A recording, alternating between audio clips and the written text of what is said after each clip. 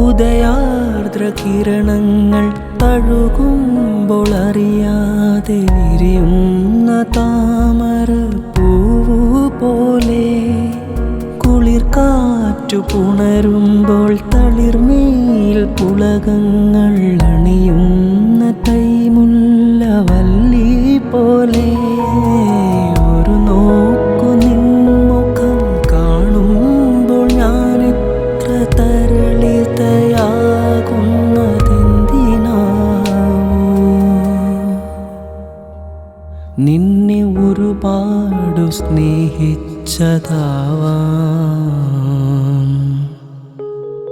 ഉദയാർദ്ര കിരണങ്ങൾ തഴുകുമ്പോൾ അറിയാതെ വിരിയുന്ന താമര